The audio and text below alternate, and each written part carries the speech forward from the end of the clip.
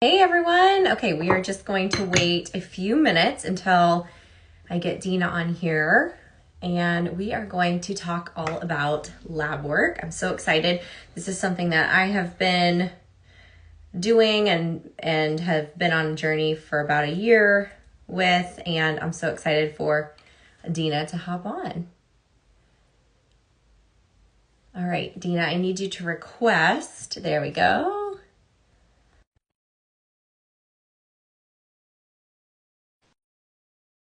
All right. Let's see. I'm gonna wait just a few minutes until we can kind of get everything set up. Hey, Hey, how are you good. today? How are you? I am good, thanks. I got just sat down, got my tea, and it's like 15 degrees here, so we I are saw that right. on your stories. It's like 30 here. It was like 80 a few days ago. So we're getting a little rerun of winter, and we're all so excited.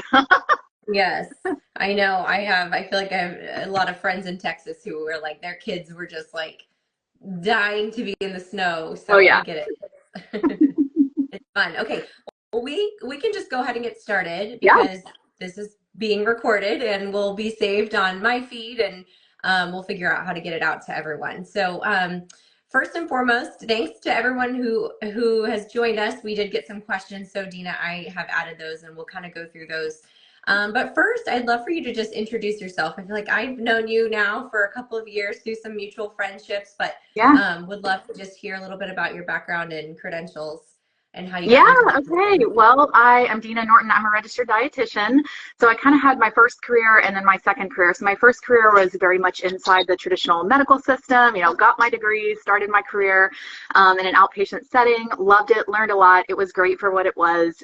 Left that to kind of start a family and hit some health challenges of my own. Of course, went back to the same system, read the same research, went to what I know, and it really just didn't have answers for me. So I had a lot of, hormonal wackiness and chronic stress, and my gut was a mess. Just everything started going wild in a matter of months. And it was very scary for me. And no one had answers. None of the doctors, none of the specialists. I got shrugs and pills and more testing, and it was all normal. And it really pushed me outside the bounds of that. And I sought out people who were more holistic and functional medicine minded. And honestly, that was a pretty humbling thing for a registered dietitian. Same thing for a lot of doctors you speak to. They're trained in this system that tells them they're the only experts. And so many of us, doctors, dietitians, and everyone else, has had the story where we realized we weren't expert enough for this thing. And that was my experience. And so it was really in that functional and holistic space where it was stuff that I hadn't heard of before. I was a little leery of, but I was desperate. And everything I did worked. And it fixed me. And it took months and work and a lot of changes on the ground in the way that I thought about my health and in how I ate and all of that. But it fixed me. So I was so passionate about learning more about this. So that really set me into my second career, which was, yeah, I'm like a wife and a mom, what I've always dreamed of, but I want everyone to know about this. Like, this stuff works, it matters. And so I kind of went off in that direction and started a private practice and helping people with that. But really, my perspective is like, it's all legit. The conventional stuff, the holistic stuff, like, if it lines up with human physiology and we have some degree of research or history to support like this makes sense, then I'm pretty open to it. It's just a matter of figuring out for you what's going on, what's at the root of that in your body, and how do we support that best, whether it's through food, nutrition, and lifestyle stuff, whether you need medical interventions. Like, we just want to get to the bottom of it for you and do what works in a way that lasts. So that's kind of the thrust of what I do now, is mostly helping women in a variety of ways. I do a lot of perimenopause work because I sort of woke up to the reality that I was there a few years ago. I should have known, but it took me a little while to wake up to it. And now I'm so passionate about working with women who are nearing that stage or in it themselves. But I also do a lot of chronic digestive things and thyroid things and all the stuff that runs around behind women, dragging us down. all the good stuff that we got to work Yeah. through. I love that. And I was just telling a friend, a mutual friend of ours, how I love that you have that kind of conventional background and you have kind of the holistic functional, because I really feel like there's a place for both. And I feel like a lot of times nowadays, especially, you will find practitioners that are really hard set on one or the other. And one of the Right. things that really drew me to you when I was like trying to figure out what labs to do and like who to work with is I loved that you had the experience of both, because I really feel like it's never one-sided, Right. right? Like there are multiple different things that we can use, and methods that we can use. And so anyway, I really love that you bring that perspective. And I think that's really valuable in this space. And it's not something that everyone has. So, Yeah. okay, let's get right into it. If you're okay with it, I'm just going to read through the questions and kind of what we've talked about. So, just first and foremost, why would someone, particularly someone, a woman in maybe their 30s or 40s, even want to get labs, or why would they even explore that path of getting lab work done? Yeah, well, I think two reasons. One is you're feeling stuff, right? Something's not working, something doesn't feel right, something's off. So of course you look into it. So that's one reason. I think the other reason is maybe even if things are going okay, you just want to know. You want to be proactive. You want to make sure that you're sure. Because there are some things, blood sugar, inflammation, thyroid, there are some things that may be happening silently and may not show themselves. So I think that's, kind of the two main reasons women want to look deeper with some sort of testing. Yeah. Yeah.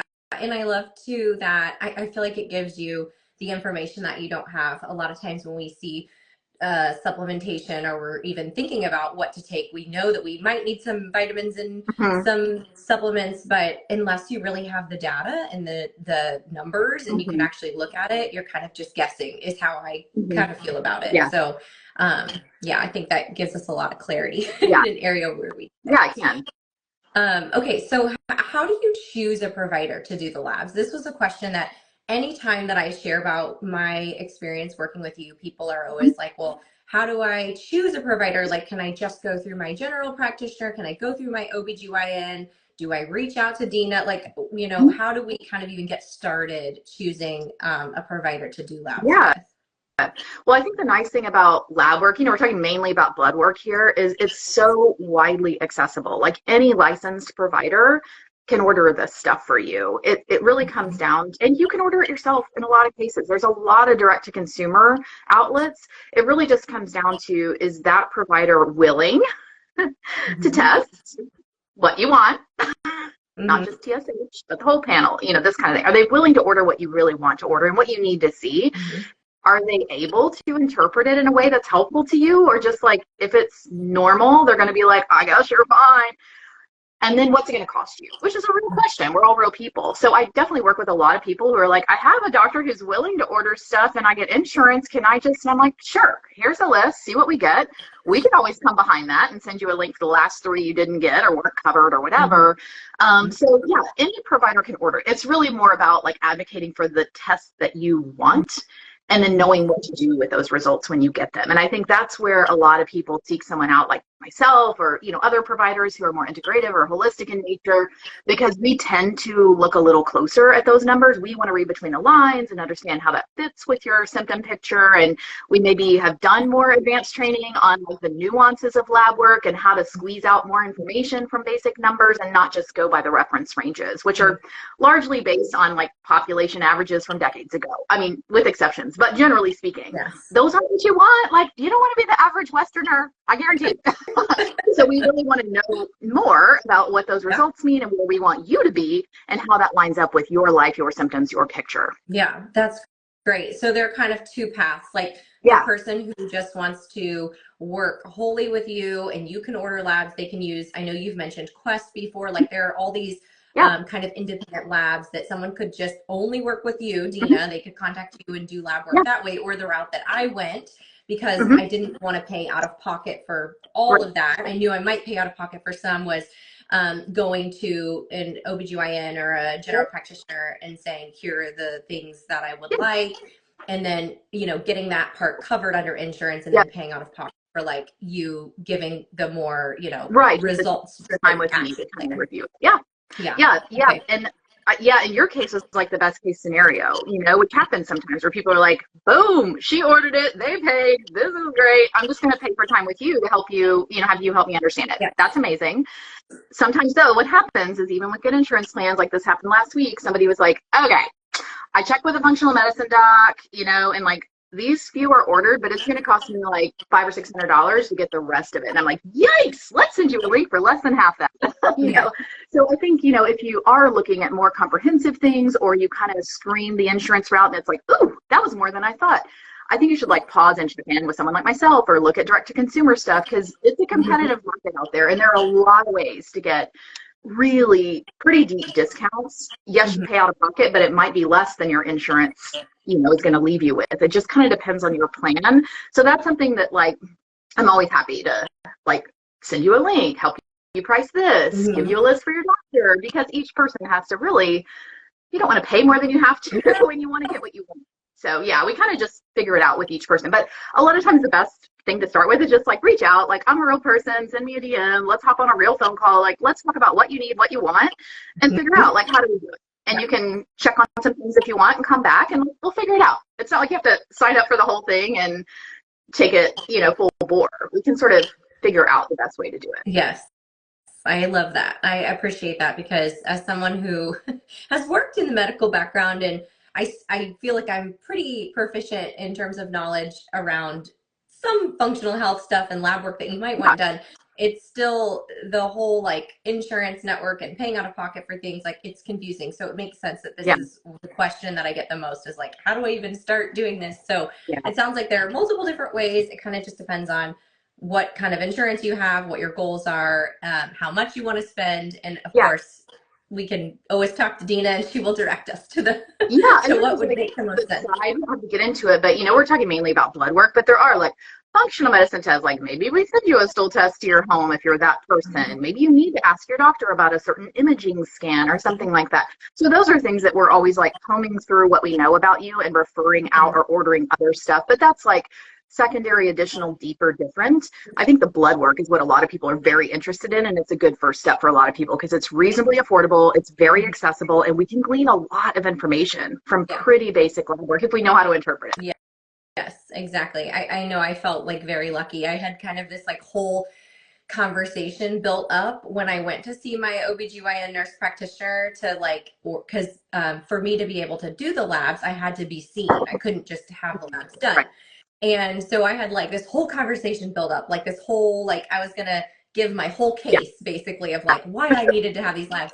And I was really like happy and surprised when she, like I explained, like I'm almost 40. I'd really love a baseline. I've had 3 children. I've, you know, and she was like, sure, I'm okay with that. Like that makes sense. And so I think also, you know, you may be surprised too, like having that conversation. It depends on, of course, who you have and like who you're interacting with. But I was pleasantly surprised that my person, and she was, we just redid labs at the 1-year mark because for me, that was my insurance covered, you know, I had to wait 365 days. But she was like, sure, I just was able to send a message and say, hey, I'd love to redo my labs, every single thing. I'd love to just read. And she was like, that's fine. Like, I understand. So I felt lucky. I know that doesn't happen for everyone. So, and that's ideal, really. I mean, nobody here is trying to say, throw your doctor out the window. Like you need them, you know, they're just constrained by a lot of things, you know, maybe their knowledge on certain things, but also insurance and their time limitations. And, you know, I certainly appreciate when we have medical oversight and an open-minded doctor, because obviously there are things they can do that I can't. But it goes the reverse with good docs too. They want you getting support from people who can help you with fitness and help you with nutrition and help you with sleep, because then they can focus deeply on what their expertise is, and you get that cohesive, you know, care that you really deserve and need, especially the older we get. But it helps each practitioner when you have that too. So I love the like increased openness and collaborative, you know, mindset. I think it's great for everybody. I hope we continue to like have more of that. Yeah. Okay, we have just only like 3 more questions. I know we wanted to keep this around 20 minutes so that way we could be short and sweet. And also, if you are hopping on or if you are on and you have a question, just type it in. We will get to it. We just wanted this to be kind of like an open chat. Okay, so the next question that is probably something you get often is, what labs do I order? Now, obviously, this depends on a lot of things, right? Symptoms and things like that. But, you know, what labs are we looking for generally? And then how often are we wanting to do labs or get retesting done? Yeah, so I would say if we're talking like broad brush, what most people listening to this could probably benefit from as a good solid screening, it would be a CBC with different. I have all this on a list too. I have like a 1-pager download. I sent you the link earlier, actually, so you can maybe put it in the comments or people can DM me and I'll just like send them the link. But most everyone would benefit from screening a CBC with a differential. These are your white and red counts, a metabolic panel, and no doctor should fight you on those. They're just like the most basic tests on earth. But if you know how to interpret them, you can really glean a lot of information. And then I'm always going to encourage we screen a few extra things about blood sugar control. So maybe a hemoglobin A1C, that's kind of your average blood sugar the last few months, and then an insulin. If all those check, you're like doing good from a blood sugar perspective. I like to screen a full thyroid panel. If it hasn't been done recently, the older we get, the more likely we are to have thyroid issues. So in my opinion, that's a TSH as well as a total and free T4 and a total and free T3. And that gives us a pretty good story on is the thyroid rocking or not. A TSH alone, in my opinion, is just like part of the story, but not fully confidently ruling out a thyroid issue. And then sometimes we'll throw on thyroid antibodies, TPO and TG antibodies if they haven't been screened recently, just because why not? That, again, becomes much more common as we age, and antibodies can be abnormal years before your thyroid panel gets screwy. So most of it, I like to check that if it hasn't been checked. And then we might throw in some inflammation markers like a CRP or an ESR. Those are pretty global, like, markers of inflammation in the body, although there are multiple markers of inflammation on those very basic CDC panels. And then we might test like iron, vitamin D, you know, some nutrients that tend to be common deficiencies. But again, we can glean some hints and details from those basic tests about those nutrient markers. But that would be stuff that I think everybody should test in their 30s for sure. And for sure, if you're in your 40s and you haven't done like a pretty broad screen, that's the minimum. And actually the download I have is called a perimenopause lab list. But if you're like 34 and listening to this and you're like, what? I don't need the old lady labs. Like, yes, you do. Because it's not just for old ladies. It's like the makings of metabolic health and anti-inflammation and healthy aging and all that, maintaining your muscle, maintaining your waistline, maintaining your mood and energy. All of that is going to be like related to what's going on in these very basic screenings. And, you know, there are other things like you should get a bone density at a certain age. You should do more at a certain age. But those that I mentioned really are like the very, very core. And to be honest, again, these are widely available. And many, many doctors will be like, I mean, okay. And they would test most of that for you. I would say the thyroid panel is probably the one where you're going to have to be like, actually, I want you to test these, you know, exact markers, and they still probably won't do it. But out of pocket, we can get that pretty easily. And then I do like to screen lipids if somebody's in their mid to late 30s or beyond. Like those do start to creep up with hormonal decline, so we want to keep an eye on those as well. So we might do a lipid panel, maybe an ApoB attached to that, or an LP little a to kind of just loosely assess cardiovascular risk. Yeah, that would be my hit list. Yeah, that's great. And I can link that one pager in stories or whatever. So I'll get that out. And quickly also, you didn't mention this because this might be down a different path, but hormonal testing. Like I know for me, we had like a few things that we were like, well, while we're doing the blood draw, if you can go at this time, but I know there are some implications with timing of that. So can you just quickly touch on that piece too? Yeah, lots of ways to test hormones. And I would say the closer you get, and certainly if you're like in the throes of perimenopause, it gets a little tough to interpret those because there's so much volatility in that stage. We don't know if like your hormone results today are the same as they're going to be tomorrow or next month or next year. Like it's so up, down, and all around. But if you're pre-perimenopause and you're having signs of, you know, hormonal dysfunction, whatever those may be, sometimes we will test hormones. I think blood work is not considered to be the most like comprehensive or even accurate for hormones. But again, if you're working with your gynecologist or a GP, like it's probably what they're comfortable and willing to order. So if that's who you're working with, it's a good red flag system. You could just see what it says. And so we might test like a couple if we're interested in just one thing, or we could do a, you know, more hormone panel where it's like FSH and LH and estradiol and progesterone and testosterone and DHEA. Let's just see what that looks like. That would be probably $200 out of pocket if you were to pay out of pocket, but your doctor could order that. Doesn't tell us everything, but it might be at least like just a red flag system. And then there are like other things you can do, some at-home testing and tracking that you can do, which is very low cost. You just have to be willing to like test on the right days and know how to interpret it. There's at-home urine kits where you can pee on the strip every day of the month, and we can get a lot of information, but those are very expensive and probably give you more information than you honestly really need. So I just don't usually order them because I'm kind of all about like do the most important things first and let's use your resources wisely and keep you laser focused on the stuff that's going to make the biggest improvement, and let's see what we get from it. Yeah. And if we get a lot from it, maybe you decide you don't need to spend more money and do more work. You're happy for now, or you're good enough for now. If you clear the air by those first steps and you're like, okay, something's still off, okay, then we feel good about like we need to go deeper, we need to touch more. Yeah. So that's kind of the quick and dirty on hormones. Yeah. Yeah. But No, I think think that's great. Okay.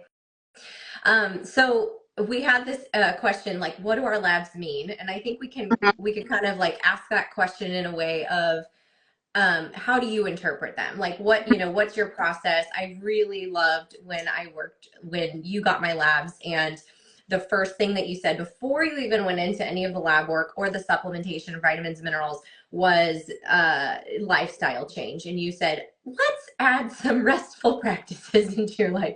And I love that because I think so much of what we're seeing now is this jump to do the next biohacking thing, right? Yeah. Or do the next supplementation when we know for a fact that the core foundation, sleep, stress management, food, nutrition, movement, social connection, like those are the things that will by far help us out with our health and wellness. And so I love that you start with that approach. I'm assuming that wasn't just for me and that's how you do it, but I'd love for you to just expand on that. Like, when you get labs, what does that mean? What do you do with that information? Yeah, well, I think first off, we're getting them for a reason, right? We already have like a picture from your symptoms. I already have in mind, like, what do I want to know? What do I want to see confirmed in these numbers? What am I looking for? So we're not just like willy-nilly checking out everything under the sun and taking each line item as its own truth. We're really seeing your numbers in the context of what we already know about your health, your history, your body, your symptoms. And so that helps us like see what we need to see from the numbers and not just get distracted by this one's this and that one's that. We really read it as a story that's just like the next chapter to how we've already like assessed you as a person. And then I think when you really understand like optimal levels and how there are threads that you see in the labs, like with you, where I was like, okay, we have 2 or 3 markers here that are like maybe suggesting stress. If there was only one and you were like not a high performing go-getter, I have little bitty kids at home. If you were not that, if you were like totally zenned out and you lived on a beach and you had 0 stress, I'd be like, well, that's funny. We'll just see it in next year. That's the thing. But no, it really matches with what presumably could be going on in your body. And there are multiple indices of it. So we're really always trying to match it, to read between the lines, to see within test confirmation is what we would say, in the health industry, to see like, oh, we have multiples and they line up with her picture. So that's really what it's about. And then, like you said, I mean, 100%. And, hard truth, and I'm guilty too, in today's day and age where everything is like so fast paced, there's so many quick fixes, there are so many shiny objects, all of us, none are exempt, we're really drawn to these distractions, and they really are a distraction from the health promoting behaviors that we've always known are fundamental. Maybe more science has clarified exactly how and to what degree, but the stuff that your great-great-grandmother knew was healthy, basically, it's that stuff that's still going to get you the most leverage. And so we always want to like start there. Is there anything here that would point us back to specific behaviors within rest, within stress management, within the nervous system, within nutrient markers that we could work on first? I'm always going to like speak to that first, because if we aren't addressing the elephant in the room and all we're doing is giving pills for ills and more tests and distracting you, I'm actually taking away from you your health potential, because I'm keeping you distracted where that energy should be isolated on getting to bed on time, on moving your body in ways that you enjoy, on being very strategic in ways that are like high ROI.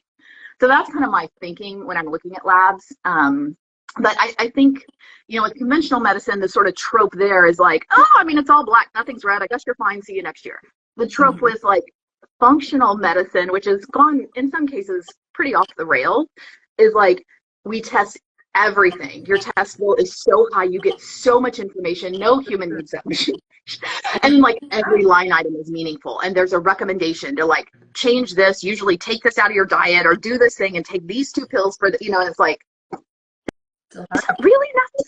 That really health promoting and necessary. Yeah. So, there's good in all of that. Conventional medicine is helpful because they're not going to get super distracted on all the unnecessary details.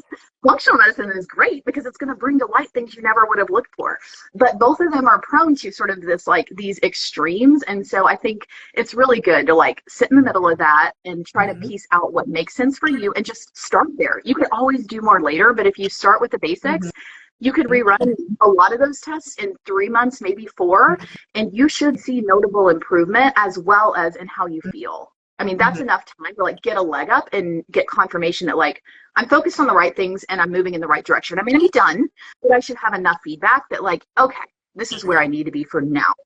If you don't see that in the labs, if you're doing the right things, maybe you're feeling better, maybe you're not, and the labs, like, aren't budging, okay, that's our sign. We need to look deeper and test more or add more to our plan. Yep. But we always go in order because good night. I mean, we're all real women spinning a ton of plates. So why not just, like, don't work harder than you have Yep. to. Focus on the highest ROI things and do that first. That's kind of my approach. Yeah, no, I think that's great. And it makes the most sense, right? We all know people who've like went down rabbit holes, and then it's like causing more stress, more more issue, Yeah. a lot of money. And so I think that that's a great approach. Yeah, and sometimes there are quick fixes, right? Like, I'm not above a Band-Aid. If you want to take a little of this or a little of that to, like, pop you up and make you feel like you can do the thing, that's fine. We just want to know what that is. It's a Band-Aid. And so we just need to, like, not rely on that. We need to use it while we get at the roots. Yeah. Oh, for sure. No, I think that's really helpful. Okay, we're a few minutes over. I think we've kind of answered all of the questions that we wanted to Good. get to. Um, for anyone wanting to work with Dena, she does a free discovery call. So you can message her directly on Instagram, and you all have heard me share my experience working with her. I've gone now 2 rounds of labs for about a year working with her. She's wonderful. She also has a 46 kind of It's longer program. perimenopause fix now. We just Oh, renamed it, okay. but yeah. Oh, okay. Yes. Well, that's great. That's great because we can be in perimenopause before we're 40, right? Yep. Or, yeah, so that's wonderful. So yes, kind of if you're feeling or kind of getting to that point of perimenopause, I've had a friend who's went through that program, maybe more than one friend. And it's kind of a really drilled down Yeah. approach with that habit coaching and one-on-one time with you, that group aspect too. So just wanted to share that and give a little plug Thank for you. those who might need that. Yeah. So yeah, I don't have anything else to add. Do you have anything No, else that's on fine. your end? Okay, Yeah, just reach out awesome. if Well, you have thanks so any much. questions. I'm happy to chat. Yeah, thanks so much. People will know where to find you, and I'll keep talking about you and sharing about you. Gotcha. But yeah, hopefully you can join us again. Maybe we could do a part 2 Yeah. in the future. Okay. Okay, Have a good one. great. Have a good Bye. day. All right, see ya.